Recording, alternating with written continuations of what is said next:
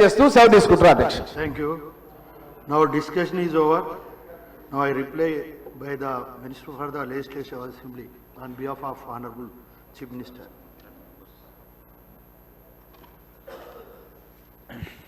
అధ్యక్ష, చాలా సుదీర్ఘమైన చర్చ, చాలామంది గౌరవ సభ్యులు మరి దానం నాగేందర్ గారు, డాక్టర్ పాల్వాయి హరీష్ బాబు గారు, కునమనేని సాంబశివరావు గారు, అక్బరుద్దీన్ గారు, మల్రెడ్డి రంగారెడ్డి గారు, రామ్మోహన్ రెడ్డి గారు ప్రధానంగా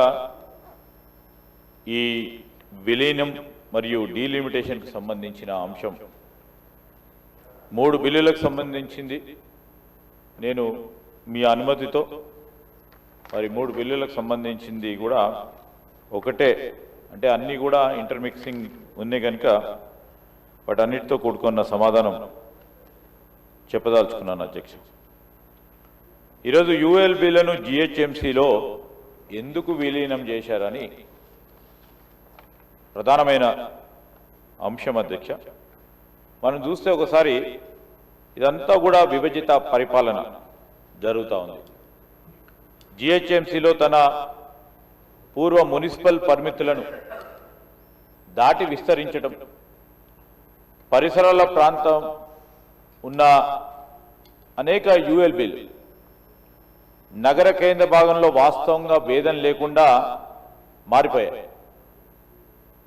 అయితే ఔటర్ రింగ్ రోడ్ లోపల మరియు దానికి ఆనుకుని ఉన్న కోర్ అర్బన్ రీజన్, మన ముఖ్యమంత్రి గారు దీన్ని కోర్ అర్బన్ రీజన్ ప్రాంతంగా దీన్ని మనం ముందుకు తీసుకెళ్లాలని, అయితే ఈ ప్రాంతాల కింద ఉన్న 3 వేరు చట్టాలు ఉన్నాయి అధ్యక్ష.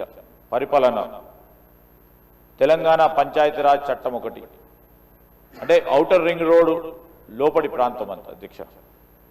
తెలంగాణ మున్సిపల్ చట్టం ఒకటి 2019, అదేవిధంగా ఇప్పుడున్న గ్రేటర్ హైదరాబాద్కు సంబంధించిన కార్పొరేషన్ చట్టం 1955. ఈ విధమైన విభజిత మున్సిపల్ పరిపాలన కారణంగా సమగ్రమైన ప్రణాళికలు లేకుండా మెట్రోపాలిటన్ స్థాయి పౌర సేవలు సమర్థవంతంగా అందించలేకపోతున్నాము. ఆ క్రమంలోనే వీటన్నిటిని కూడా ఇంటిగ్రేట్ చేయాలి. ఆ ఇంటిగ్రేటెడ్ చేయ దాంట్లో ఉదాహరణకి చాలా పౌర సేవలు ఉంటాయి అధ్యక్ష. రహదారులు, డ్రైనేజ్, అదేవిధంగా సాలిడ్ వేస్ట్ మేనేజ్మెంట్, మరి పెద్దలు చెప్పినట్టు ట్రాఫిక్ నియంత్రణ, తర్వాత ఎన్వైరన్మెంట్, పర్యావరణ పరిరక్షణ వంటి ఈ పట్టణానికి సంబంధించి ప్రజల సేవలకు సంబంధించి సమర్థవంతంగా ఎఫిషియెంట్గా ముందుకు సాగాలంటే ఒక సమగ్ర ప్రణాళిక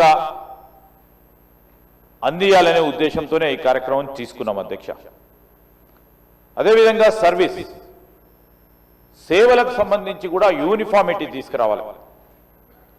ఇప్పుడు ఒకటి జిహెచ్ఎంసీలో పోలిస్తే ఆ పక్కనున్న పరిసరాల అర్బన్ లోకల్ బాడీస్కి సంబంధించిన మౌలిక సదుపాయాలు కానీ పౌర సౌకర్యాలు కానీ చాలా డిఫరెన్సెస్ ఉన్నాయి, అసమానంగా ఉన్నాయి అధ్యక్ష. దానివల్ల నగరం అంతా కూడా ఒక్క స్థాయి పౌర సేవలు అందియాలనే ఉద్దేశంతో ఈ అవసరం ఏర్పడ్డది. రెండో అంశం అధ్యక్ష, రిసోర్స్ పూలింగ్ కూడా వేరు అర్బన్ లోకల్ బాడీస్కి సంబంధించి పెద్ద స్థాయి పట్టణ మౌలిక సదుపాయ ప్రాజెక్టులకు సంబంధించి అమలు చేయడానికి సరి అయిన ఆర్థిక, సాంకేతిక మరియు పరిపాలన సామర్థ్యం లేకపోయింది. యూనిఫైడ్ అంటే ఏకీకృత మున్సిపల్ నిర్మాణం ద్వారా ఆర్థిక వనరులు కానీ, సాంకేతిక నైపుణ్యం కానీ మరియు సంస్థాగత సామర్థ్యాన్ని సమీకరించడం సాధ్యమవుతుందనే ఆలోచనతోనే ఈరోజు ఈ 3 బిల్లుల సారాంశం అధ్యక్ష. దానికి తోడు ఒక ప్లాన్డ్ గ్రోత్ కావాలి, ప్రణాళికబద్ధమైన అభివృద్ధి కావాలి. అన్ప్లాన్డ్ మరియు యాఫజార్డ్ పట్టణ విస్తరణను నివారించాలి. ఎట్టి పరిస్థితుల్లో we have to have a planned approach అనే ఉద్దేశంతో భూ ఉపయోగ నియంత్రణ, భవన నిర్మాణ కార్యక్రమాలు మరియు వాటికి సంబంధించిన ప్రక్రియ నగరమంతా కూడా సమగ్రంగా ఒక యూనిఫామిటీని తీసుకురావాలనే ఉద్దేశం. దానికి తోడు సిటిజన్ కన్వీనియన్స్, పౌరులకు సంబంధించిన సౌలభ్యం కూడా ఏ విధంగా అయితే అధ్యక్ష, ఈ విలీనంతో పౌరులకు ఒకే విధమైన పన్ను విధానం, యూనిఫామిటీ, నియమ నిబంధనలకు సంబంధించి సేవా ప్రమాణాలకు సంబంధించి ద్వారా సులభమైన పరిపాలన అందించడానికి ఈ విధంగా మనం ముందుకు తీసుకెళ్తా ఉంటాం అధ్యక్ష. దానికి తోడు sustainable development, sustainability is also important factor అధ్యక్ష. సుస్థిర అభివృద్ధి గురించి మొత్తం జిహెచ్ఎంసి యొక్క మెట్రోపాలిటన్ స్వభావాన్ని గుర్తించి ప్రణాళికబద్ధమైన స్థిరమైన మరియు సమగ్ర పట్టణ అభివృద్ధిని సాధించడానికి ఈ విలీనం ఉపయోగపడుతుందనే ఆలోచనతో పాటు దానికి వెంటనే మరి ఒక ప్రక్రియ చేపట్టాలి. ఆ ప్రక్రియ చేపట్టాలంటే ప్రభుత్వ పరంగా ఒక పరిపాలన అనుమతి కావాలి. ఆ అనుమతి భాగంలోనే ఆర్డినెన్స్ తీసుకొచ్చాం. ఆర్డినెన్స్ సంబంధించి 27/6/2025 సర్క్యులర్ నెంబర్ 1 డిసెంబర్ 30, 2025 తర్వాత ఎందుకు తీసుకొచ్చాం ఈ ఆర్డినెన్స్ అంటే, భారతదేశ రిజిస్ట్రార్ జనరల్ జనగణన కమిషనర్ వారు 27th మే అధ్యక్ష 2025 నాడు ఒక సర్క్యులర్ తీశారు. సెన్సస్ 2026 జనవరి నుంచి అంటే మొదలు కాబోతా ఉంది. జాగ్రఫికల్గా ఎక్కడైనా డిమార్కేషన్స్ కానీ, వార్డ్స్ కానీ, గ్రామాల వారి పరంగా కానీ, లేకుంటే టెరిటోరియల్ కాన్స్టిట్యున్సీకి సంబంధించి కూడా 31st లోపల ఫ్రీజ్ కావాలి అనే అంశం పైన భారతదేశ ప్రభుత్వం ఇచ్చిన ఈ ఆదేశానుసారం వెంటనే మనం అనుకుంటున్నాం కనుక సౌలభ్యకరమైన సుస్థిరంగా ఒక పట్టణానికి సంబంధించిన అభివృద్ధి జరగాలి కనుక ఈ కార్యాచరణ తీసుకున్నాం అధ్యక్ష.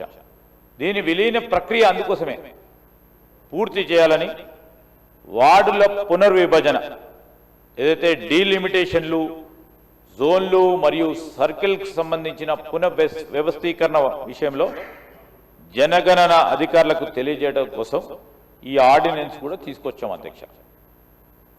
మరి చాలామంది అడుగుతా ఉన్నారు, సంప్రదింపులు జరగలేదు, సంప్రదింపులకు సంబంధించిన అంశం విషయంలో టెక్నికల్గా కూడా తప్పున్నదని, ప్రజాస్వామిక పద్ధతిలో ఒక డెమోక్రటిక్ ఎక్సర్సైజ్ జరగలేదని వారి అభిప్రాయం వెలుబుచ్చారు. సార్, జిహెచ్ఎంసి బాడీ మీటింగ్లో పెద్ద ఎత్తున చర్చించడం జరిగింది అధ్యక్ష. 25th నవంబర్ 2025 నాడు జారీ చేసిన తీర్మానం సంఖ్య 403 ద్వారా ఔటర్ రింగ్ రోడ్ పరిధిలో లేకుంటే దాని పరిసరాల్లో ఉన్న 27 పట్టణ స్థానిక సంస్థలను గ్రేటర్ హైదరాబాద్ మున్సిపల్ కార్పొరేషన్లో విలీనం చేయాలని కార్పొరేషన్ తీర్మానించింది అధ్యక్ష. దాంట్లో 65 మంది 65 our friends corporators have taken part in the discussions. I would like to bring before Janab Akbaruddin sir. So ఇవన్నిటిని కూడా విలీనమైన యుఎల్బీలకు సంబంధించి నేను ఇవన్నీ పేర్లు ఉన్నాయి.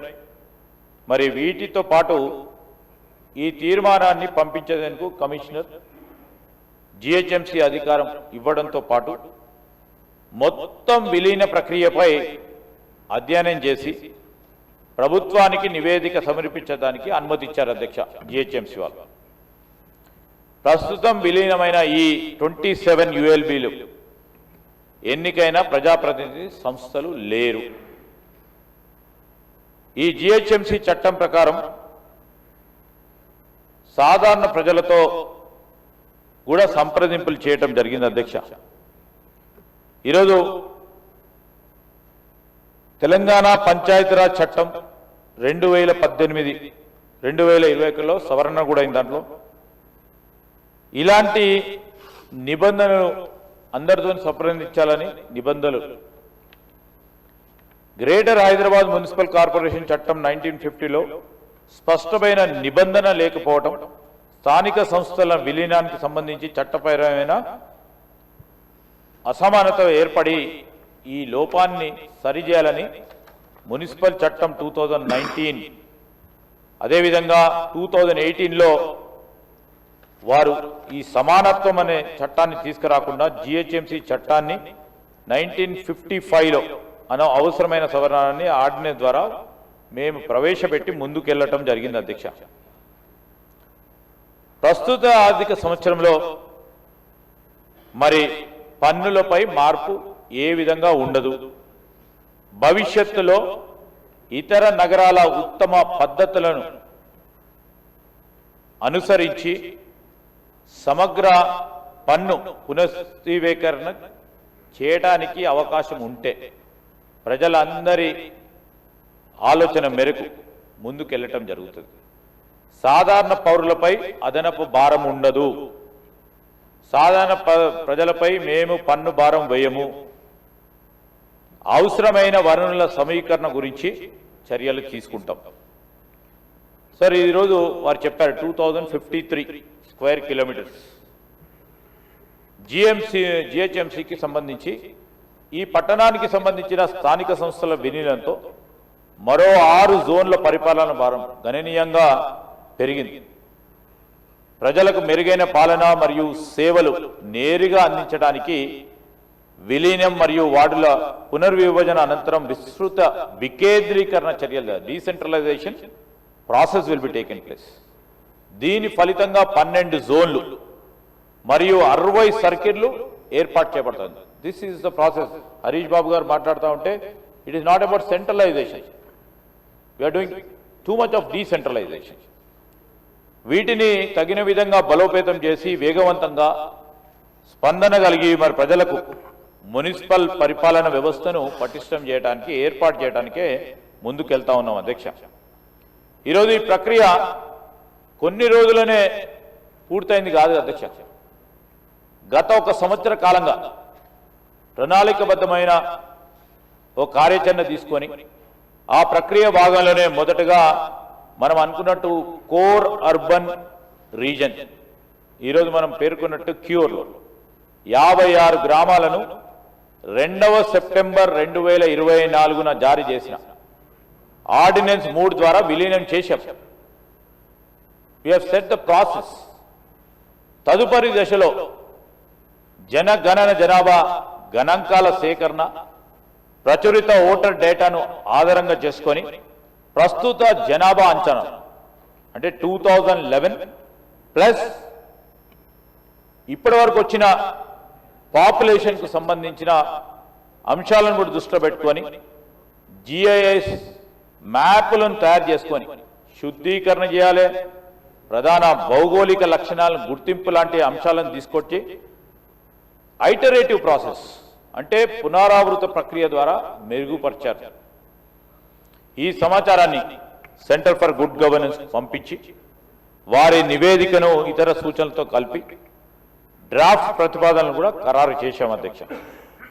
తెలంగాణ మున్సిపల్ కార్పొరేషన్ నిబంధనలు 1996 ప్రకారం this is according to the guidelines Telangana municipal corporation delimitation of the wards 1996 as per this act 7 days we have invited objections, we have invited suggestions from the people and the people's representatives.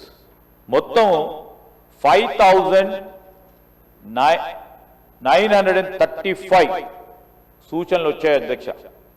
వాటిలో 1127 ఆమోదించారు.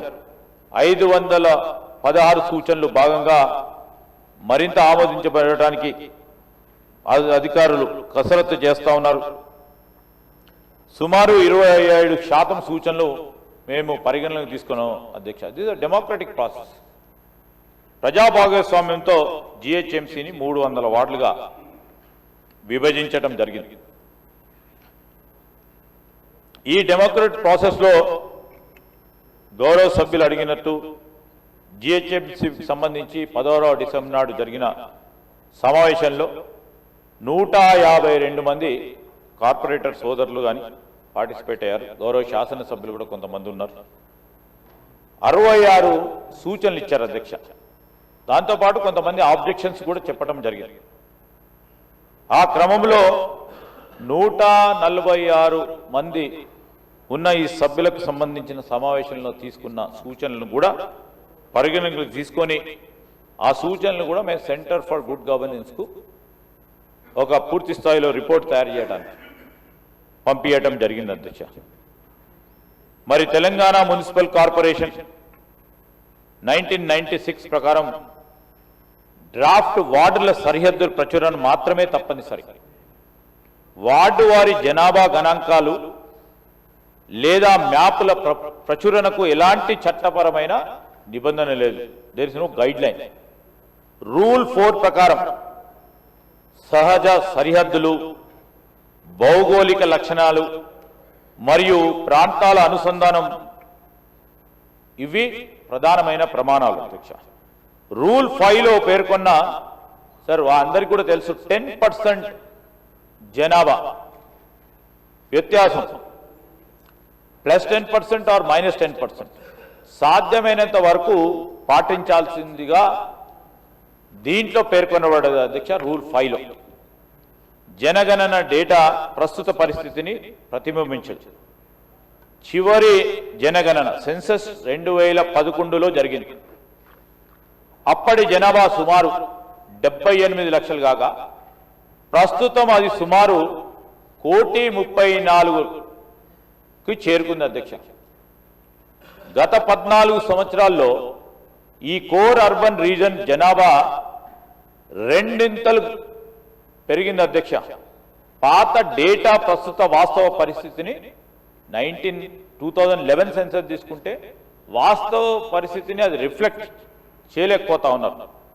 అంచనాలను ప్రచురించడం వల్ల అనవసర న్యాయ వివాదాలకు ఏర్పడే అవకాశం ఉంటుంది కనుక we have taken a rational basis of deciding the population. 2011 తీసుకున్నాం. ఆ ప్రతిపాదిక మీద ఏ విధంగానైతే కోర్ అర్బన్ రీజియన్లో రెండింతలు జనాభా పెరిగిందో దాన్ని కూడా దృష్టిలో పెట్టుకొని మరి అక్కడున్న జోన్స్ వార్డ్స్ను విభజించడానికి ఒక సైంటిఫిక్గా ప్రాసెస్ తీసుకోవటం జరిగింది అధ్యక్ష. జాగ్రఫికల్ లిమిట్స్ అంటే సరిహద్దులకు సంబంధించిన పై అభ్యంతరాలు మేజర్గా వచ్చిన అభ్యంతరాలు అధ్యక్ష మా ఆఫీసర్లు చేపట్టిన ఈ ప్రక్రియలో అభ్యంతరాలు ప్రధానంగా ప్రాంతాలకు సంబంధించిన అనుసంధానం, సరిహద్దులో స్పష్టత విషయంలో కానీ, పరిపాలన సౌలభ్యం గురించి, అదేవిధంగా స్థానికులకు సంబంధించిన అవసరాలు పేర్లకు సంబంధించింది అంటే వార్డుకి ఏ పేరు పెట్టాలి, ఆ జోన్కి ఏ పేరు పెట్టాలా అనే అంశాలపై మరి అనేక సందర్భాల్లో వారికి విజ్ఞప్తులు వచ్చాయి. జనాభా వ్యత్యాసం ఖచ్చితంగా కాకుండా సాధ్యమైనంత వరకు మరి పాటించే ప్రక్రియను మా అధికారులు కూడా చేపట్టడం జరిగింది అధ్యక్ష.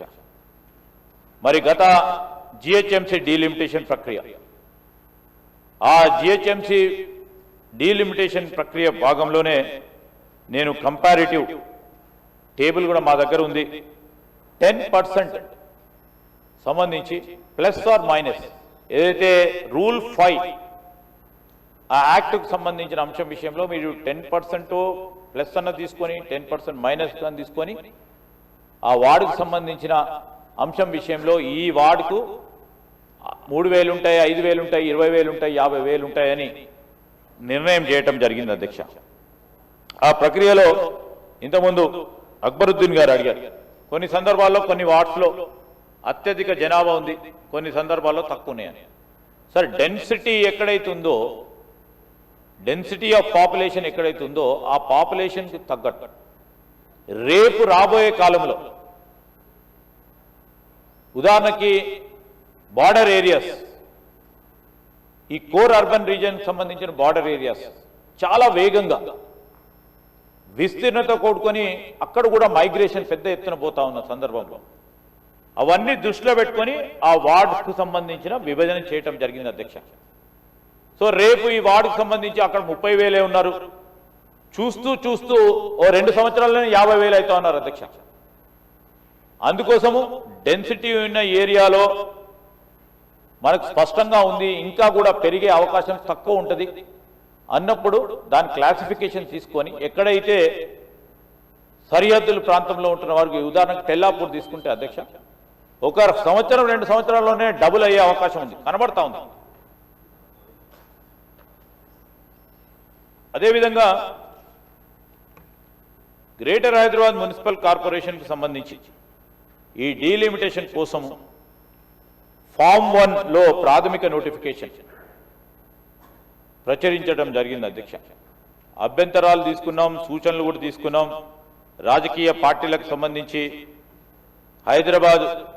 గ్రేటర్ హైదరాబాద్ మున్సిపల్ కార్పొరేషన్ నివాసితుల నుండి చాలా వరకు కూడా సూచనలు కూడా వచ్చాయి. వాటిలో 1127 పేర్లు మార్పు, అదేవిధంగా సరిహద్దుల మార్పు మొదలైన వాటి కోసం సూచనలు, అభ్యంతరాలు సక్రమంగా ఆమోదించబడ్డాయి అధ్యక్ష. ఈ ప్రక్రియ మరి పూర్తి స్థాయిలో ప్రజాస్వామిక విధానంలో ఒక యూనిఫామిటీని తీసుకురావాలని, ఎక్కడైతే ఫ్రాగ్మెంటెడ్ గవర్నెన్స్ చూస్తూ ఉన్నాం దాన్ని అధిగమించడానికి ఒక యూనిఫామిటీని తీసుకురావాలని, ఇంటిగ్రేటెడ్ సర్వీసెస్ ఇవ్వాలనే ఉద్దేశంతో uniformity in service in peripheral యూఎల్బీస్లో ఇవ్వడానికి, దాంతోపాటు రిసోర్సెస్ కూడా గ్రేటర్ హైదరాబాద్కు నిధులు ఎక్కువ ఉంటాయి, దాని పక్కనే ఉన్న యూఎల్బీకి నిధులు తక్కువగా ఉంటాయి. కానీ that is it's almost a part and parcel of greater Hyderabad అధ్యక్ష. సో రిసోర్స్ పూలింగ్కి సంబంధించి దాంట్లో కూడా యూనిఫామిటీని తీసుకురావాలని, ప్రత్యేకంగా ఇవన్నీ చేయడానికి ప్రధానమైన ఉద్దేశం పౌర సేవలకు సంబంధించి, పౌరులకు సంబంధించి మౌలిక వసతులు కల్పించడానికి, త్రాగునీరు, అదేవిధంగా రోడ్లు, డ్రైనేజీలు మరి ముందుకు తీసుకెళ్లే ప్రయత్నంలో సస్టైనబుల్ డెవలప్మెంట్లో మరి సోదరులు చెప్పినట్టు డెఫినెట్లీ ఎన్వైరన్మెంట్ సంబంధించిన అంశం విషయంలో ప్రస్తావన వారు తీసుకురావడం జరిగింది అధ్యక్ష. మేము ఎందుకు చెప్తా ఉన్నామంటే అధ్యక్ష, ఈరోజు గౌరవ సభ్యులు చాలా విషయాలు మాకు దృష్టికి తీసుకొచ్చారు, వాటిని కూడా ప్రస్తావన చేయాల్సిన అవసరం ఉంటుంది అధ్యక్ష. దానం నాగేందర్ గారు ఈరోజు ఎన్ని న్యూ కార్పొరేషన్స్ పెట్టబోతా ఉన్నారు సార్. ఇప్పటి వరకు పూర్తి స్థాయిలో రిపోర్ట్ ఏర్పాటు చేసుకొని 3 కార్పొరేషన్లా, 4 కార్పొరేషన్లా, 5 కార్పొరేషన్లా అని నిర్ణయం వచ్చిన తర్వాత తప్పకుండా అందరికి కూడా తెలియజేయడం జరుగుతుంది అధ్యక్ష. ఈరోజు ఎందుకు ఓన్లీ గ్రేటర్ హైదరాబాద్, చాలా మందికి ఏం అభిప్రాయం ఉంది, మొత్తం తీసుకొచ్చి గ్రేటర్ హైదరాబాద్ మున్సిపల్ కార్పొరేషన్లో కలిపారు, ఒక్కటే పెద్ద బాడీ ఉంటుంది, ఆ బాడీ ప్రక్రియలో ఎవరికి ఏ విధమైన డెసిషన్ మేకింగ్ ఉండకపోతుందేమో అనే అభిప్రాయంతో ఉన్నారు. కానీ ఈరోజు గ్రేటర్ హైదరాబాద్ యాక్ట్కు సంబంధించి దాంట్లో విలీనం చేయటం, దీంట్లో 2 కార్పొరేషన్లు చేయాలన్నా, 3 కార్పొరేషన్లు చేయాలన్నా మీ అందరి అభిప్రాయాలను తీసుకొని ఇవి ఏవైతే మేము బ్రాడ్గా సూచనలు చేశామో, ఎందుకు ఈ ప్రక్రియ చేపట్టడం జరిగిందో దానికి అనుగుణంగా కూడా ముందుకు తీసుకెళ్తాం అధ్యక్ష. అదేవిధంగా నాగేందర్ గారు జ్యూరిడిక్షన్కి సంబంధించి, డెలివరీ డిపార్ట్మెంట్కి సంబంధించి, పోలీస్, వాటర్ బోర్డ్ జ్యూరిడిక్షన్కి సంబంధించి ఒకవేళ జోన్, దాని తదుపరి కార్పొరేషన్, అవన్నిటిని కూడా కోర్ట్ టర్మినల్స్ ఉంటాయి అధ్యక్ష. ఆ డివిజన్కు సంబంధించిన అధికారులు కానీ, ఆ డివిజన్కి సంబంధించిన ఫంక్షన్స్ కానీ, వాటి కోర్ట్ టర్మినల్స్ ఆ ప్రాంతానికి సంబంధించే కోర్ట్ టర్మినల్స్ ఉంటాయి. డూప్లికేషన్ ఉండదు, రిడెండెన్సీ ఉండదు. ఆ విధమైన ప్రక్రియ చేపట్టి we want to give effective and accountable administration అధ్యక్ష. ఈరోజు రెవెన్యూ పరంగా ఎట్లుంటుంది, ఎనర్జీ పరంగా ఎట్లుంటుంది అంటే ఆ విధమైన మరి కార్యక్రమాలు చేపడతామని నేను గౌరవ సభ్యులకు తెలియజేస్తా ఉన్నా అధ్యక్ష. అదేవిధంగా చాలా విషయాలు గౌరవ అక్బరుద్దీన్ గారు ప్రస్తావనకు తీసుకొచ్చారు అధ్యక్ష. నేను అన్ని విషయాలు కూడా in my outlining of this subject I have already indicated. Akbar Saab, you know agenda పెట్టలేదు, టేబుల్ ఐటమ్ పెట్టలేదు అని అన్నారు జిహెచ్ఎంసీలో. So as per the rules, as you know, basically it is permissible to put an a table item. Yes. We haven't yet concluded on 3 corporations. We will all decide. Honorable Chief Minister would desiring to have a discussion with the Greater Hyderabad public representatives, and on the basis of that, we will decide how many corporations we will be forming. Definitely, I would agree with air quality index. This is absolutely alarming. Absolutely alarming. And in recent times, we have seen in Delhi, all the institutions were closed, all the schools were closed. It went on beyond 600 AQI. And it was also mentioned here in recent times. I have not seen the 311, but I heard about 100, 121. But it's also very alarming. And for this, you know, the practice, if for the past 2 years, Adhyaksha, 2 సంవత్సరాలను చూస్తూ ఉంటే, Chief Minister గారు, as the minister also holding the municipal administration, is trying to. 174. It's definitely alarming. Yeah, it's too alarming. Hyderabad Air Quality Index 174. Definitely alarming, Adhyaksha. దీనికి సంబంధించి కూడా ఏ విధంగా future city ఎందుకు ఆలోచన చేస్తా ఉన్నాం అంటే సార్, ఒక్కటి ఈ ప్రాంతానికి సంబంధించి కూడా నెట్ జీరో సిటీగా ఎందుకు తీసుకొస్తున్నారు, పొల్యూషన్, అదేవిధంగా ఎయిర్ క్వాలిటీ, వాటర్ క్వాలిటీ సస్టైనబుల్గా ఉండాలనే ఆలోచన దృక్పథంతో, దాంతోపాటు మేము తీసుకున్న ప్రతి పాలసీ నిర్ణయం, for example we will have a discussion on health policy also. Why we thought of moving industries from inside of the ORR to outside. As you rightly mentioned, the pharma, which is also causing much of the pollutants into whatever the tanks you have mentioned, it's also a concern for us. How do we control it? So these are all we are looking at, and definitely we would see that tomorrow we shouldn't become one more Delhi. We shouldn't become one more other state, you know, which they are known for congestion in traffic. Traffic also is a big issue. And public transport. Public transport విషయంలో అధ్యక్ష మొత్తం మొదటి ఫేజ్గా తీసుకుంది metro expansion, old city మీదుగా Hyderabad airport కలిపే కార్యక్రమంతో పాటు రేపు ఆ వైపున్న మరి హైటెక్ సిటీ అటువైపు ఉన్న పూర్తి స్థాయిలో కలుపుకొని ఎయిర్పోర్ట్కి తీసుకోవడానికి. సో టోటల్ 360 డిగ్రీస్లో మెట్రో రైల్ ఎక్స్పాన్షన్కి మరి ఆచరణలో పెట్టాం. ఆ ప్రక్రియ భాగంలోనే ఈరోజు మెట్రో నడుపుతా ఉన్న వ్యవస్థ ఎన్ఓసి ఇవ్వకపోవడంతో దాన్ని ఏ విధంగా అధిగమించాలని ఆలోచన చేసి మరి ప్రభుత్వమే ఈరోజు మెట్రో పూర్తి స్థాయిలో దాన్ని స్వాధీనం పరుచుకొని కేంద్ర ప్రభుత్వ నిధులు తీసుకురావడానికి కేంద్రం రాష్ట్ర ప్రభుత్వానికి సంబంధించి ఒక కన్సార్షియంగా ఈ మెట్రోను పూర్తి స్థాయిలో డెవలప్ చేయాలనే ఉద్దేశంతో పోతా ఉన్నాం. మీరు చెప్పినట్టు ఈరోజు బస్సెస్ సంబంధించి battery buses, and recently also chief minister గారు మరి కేంద్ర ప్రభుత్వం ఇస్తా ఉన్న బ్యాటరీ బస్సెస్ సంబంధించి ఇంకా పెద్ద ఎత్తున పెంచే కార్యక్రమం చేయాల్సి ఉంది, చేస్తా ఉన్నాం. We will consider it. Underpasses కి సంబంధించి already plan is on annual. Tenders have also been called for wherever there is a congestion, especially for the traffic during the peak hours. Those places have been selected, and in fact, right now I don't have that statistics where those the places have been selected. We would like to pass on the information to the honorable member. Signals definitely is an issue. I don't know about. We have just conveyed the signals issue. What Guruddin ji bole. Mass transit ke vaste ke Adhyaksha, we are also taking this as on the priority, and we will be going further. So, in terms of you are mentioning about 7 days and 15 days, or transforming to putting every effort to see that all the merge into greater.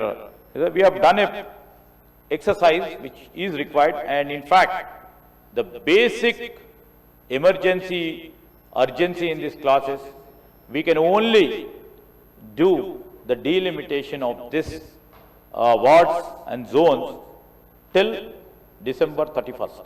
Because from the 1st of 2026, the census process has started. So till the census will be over, it may take a year or a year and a half.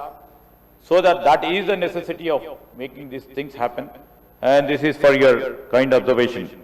And Malreddy Rangareddy garu మాట్లాడుతూ ఉన్న సందర్భంలో వారు చెప్పిన అనేక అంశాలు, ఎందుకంటే చాలా సందర్భాల్లో కూడా వారు చెప్పారు. కొన్ని ఇబ్రాహీంపట్నంకు సంబంధించిన పెద్దంబర్పేట్, తుర్కయాంజాల, ఆదిపట్లకు సంబంధించి ఆ వార్డు సంబంధించిన విభజన సరిగా జరగలేదని ఆ ప్రస్తావన తీసుకొచ్చినప్పుడు అధికారులందరూ కూడా కూర్చొని మరి ముందుకు తీసుకెళ్లడం కూడా జరిగింది. మరొకసారి పరిశీలన చేసి మీ దృష్టికి తీసుకొస్తామని కూడా తెలియజేస్తా ఉన్నా అధ్యక్ష. అదేవిధంగా మా సోదరులు రంగారెడ్డి జిల్లా అస్తిత్వానికి సంబంధించిన అంశం విషయంలో కూడా ప్రస్తావన చేశారు. తగు విధమైన ప్రయత్నం జరుగుతుంది. 100% నేను రంగారెడ్డి జిల్లా ఇన్ఛార్జ్ మంత్రిని. దాని అస్తిత్వం పోకుండా మీతో కూడా సంప్రదించి, ఎందుకంటే రంగారెడ్డి జిల్లాకు ఉన్న ప్రత్యేకతను దృష్టిలో పెట్టుకొని తప్పకుండా వారు చెప్పిన అంశాన్ని కూడా మరి పరిశీలన చేసి ముందుకు తీసుకెళ్లే కార్యక్రమం చేస్తామని, అదేవిధంగా రామ్మోహన్ రెడ్డి గారు ఐనోలు ఇంద్రేశం విలేజ్ని కూడా యాడ్ చేయాలని చెప్తా ఉన్నారు. మరి తప్పకుండా మరి ఏదైతే ఈ ఎక్సర్సైజ్ ప్రక్రియ చేపట్టామో ఔటర్ రింగ్ రోడ్కు సంబంధించిన లోపటి ప్రాంతాన్నిటిని కూడా ఒక యూనిఫార్మిటీని తీసుకొచ్చే ప్రయత్న భాగంలో అది కూడా ఉంటే దాన్ని కూడా పరిశీలన చేస్తానని నేను మా రామ్మోహన్ రెడ్డి గారికి తెలియజేస్తా ఉన్నాను. ఈ సందర్భంలో మరి అన్ని సంబంధించిన మరి మా సోదరులు చెప్పిన ప్రతి ప్రశ్నకు సంబంధించి ప్రతి సూచనలు కూడా తప్పకుండా దృష్టిలో పెట్టుకొని ముందుకెళ్తాం. నేను గౌరవ సభ్యులందరినీ కూడా కోరుతా ఉన్నాను, సభ్యులందరూ ఈ ప్రతిపాదన బిల్లు ఏదైతే అమెండ్మెంట్స్ ఉంటారో దానిలో వినమని చేసుకొని మరి ఈ ప్రతిపాదిత బిల్లుకు ఆమోదం తెలియజేయాలని కోరుతా ఉన్నాం. సభ్యులకు ఏవైనా అనుమానాలు నివృత్తి చేయడానికి ఏమైనా ఉంటే we are here to clear it off. వారి సూచనలు కూడా ఇప్పుడు వారు ఇచ్చిన సూచనలు కూడా మేము పాజిటివ్గా సానుకూలంగా స్వీకరించి పరిశీలన తీసుకుంటామని మీ ద్వారా గౌరవ సభ్యులకు తెలియజేస్తూ సెలవు తీసుకుంటాం. Honorable panel speaker, sir, through you I would like to ask two